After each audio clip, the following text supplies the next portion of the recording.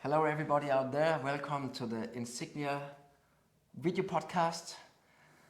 My name is Flemming Weisnes. I belong to the core group of the Insignia Consortium, and I'm sitting here with you, Chef van der Steen. And who are you actually?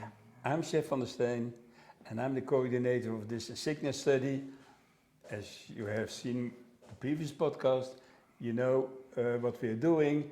And to be very short, we use honeybee colonies in a citizen science study to biomonitoring the environment. That's simply what we are doing. And Chef and I will try to make a podcast every time we meet somewhere. Yeah. Right now we are in France, and what we're doing right now is kind of evaluating how are we doing, Chef, at the moment. We just finished the seventh sampling round, so there's only 2 sampling rounds left. Yeah. So we are getting there. We're getting there, and this is really exciting to get there, because we ask to have this complete row of samplings in time, and we're almost getting there. That means that the end of August, which is 2-3 weeks from now, we have all the sampling from May till August, and this gives an exciting data range of all the pollutants that we are looking for. And you could say one of our big excitements is actually that we have activated 350 citizen scientists around in Europe. They're all supported by 27 national coordinators who are having contact to those citizen scientists. And will we get the samples? And what is your gut feeling? My gut feeling is, and it's not only gut feeling, it's also proven. It's proven that we do have most of the samples in the laboratories, and that means laboratory in Portugal for the pollen analysis, in the laboratory in Spain for the pesticide analysis and the microplastics, in Benaki, in Athene in Greece for the honey pesticide analysis and the air pollutants, and to Wageningen for the heavy metals. So it's a big range, and we do have the first data already, and they're shipped now. They're not shipped. They are submitted now to the data curator in Wageningen, Bas Buddendorf, who is making this database, and which will be analyzed for data analysis and modeling. Because we did something. I mean, we could just have asked each country to save all the samples and then ship it to us. But we have all the labs, and they are really on their toes, tipping on their toes, because some of the labs they have maybe to make, let's say, 6,000 or 7,000 analyses, and therefore we ask all national coordinators to collect the samples after sampling round 2, 4, 6, and 9. And 9, yes, exactly. And therefore we already have the samples from the different countries after sampling round 2 and 4, and already 6. 6, yes. Or some of them are maybe on the way. Yeah. And we're doing well. We're doing well. I do see the reports of the national coordinators sending the samples and with all the codes, etc. So we're doing well, and they're getting there. And imagine, for instance, when you look at the pollen samples, they're going to Braganza in Portugal, and they have to have a lot of pipeline work. That means you have to collect the pollen, homogenize them, sample, to do the DNA analysis, extract the DNA. It's very complicated, but it gives great results in families and in species and genus as a first result. Yeah, and we also have to really clap on the shoulders our national coordinators who is organizing up to 20 citizen scientists in the countries, and we have to say, we are so lucky. We did choose the best team. We did choose the best team. It's true.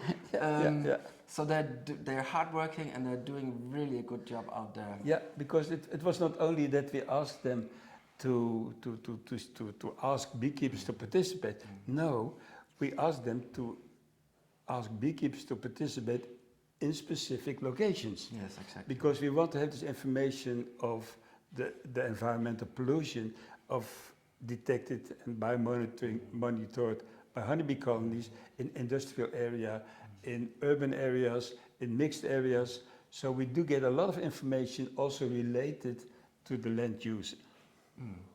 And one of the reasons why I think, I talk about a success, is that we have this online tools, and we make what we call national coordinators cafe, NatCo cafes, and we make them very regularly. And it's a special meeting because they do not have to turn up. No. But if there are any problems, is there anything to discuss? We have a pretty good participation every time, and we have very good and I would say relaxed talks about daily life problems that they see out there, which we couldn't know on beforehand, and things are turning up. Like we have, you could say in one country they claim that the bees were too big to crawl through the pollen trap. So we tried to solve that, we discussed it, and we did also listen to what the other countries said. Yeah. So this has been a really, really good tool to have a close contact to our national coordinators, and also hearing, do you get your samples? Yeah, do you get your samples, and what trouble, what unexpected events are happening. Like Fleming said, we have these pollen traps, and 90% of all the bees pass the pollen trap without any problem, and providing us with the pollen that they collected. But scattered all over Europe, there are colonies that simply don't want to do it the first time. So in many cases we had to make some adjustment to the pollen trap. That helped a lot. And we didn't expect it because we worked with that 2 years and it never happened. It never happened. But we also expanded the project from 9 countries to 27 countries. So that means we have 3 times more chance to encounter difficulties of what we didn't expect. But we solved it because of this great team of national coordinators that we have. Yeah. Exactly. We have to say this has been, I mean, what a journey. And I mean, we're not finished yet, so the journey is not finished yet. But it has been very, very exciting. And it has also been very, very exciting to work with countries that we normally do not, so to say, meet within the European Union, or our contact surface is relatively low there. Yeah. But Chef, what's going to happen now the next, I mean, we're going to have sampling round 8 and number 9. Yeah. And what's going to happen then? Or can I go on vacation now, since I have sampled all the samples in Denmark? Yeah. Once you have all your sampling, you can go on vacation. And no, but what's happening there is, in the meantime, when the samples are in the laboratory, so it means that the last sampling round is end of August. That means about half of September. We expect all the samples to be in the laboratories. Then it takes them 3-4 months to do it, because we're talking about over 20,000 analyses. So it's not a piece of cake. And so in January, February, we expect to have all the data. Then we have all the data analysis. So we planned to have our meeting in Bragança in week 12 in Portugal. Our last meeting? It's not our last meeting, but it's our technical meeting within the consortium to evaluate what we have. Exactly. We have planned a technical meeting in April in Brussels, and at the end there will be a symposium with all the national coordinators and all the stakeholders. Everybody is invited, will be invited, in October next year, 24, in Brussels. And once the symposium is there, we have presented our results, then the study is over. Then it's completed. So we're not yet done. It takes another year from now to complete the study.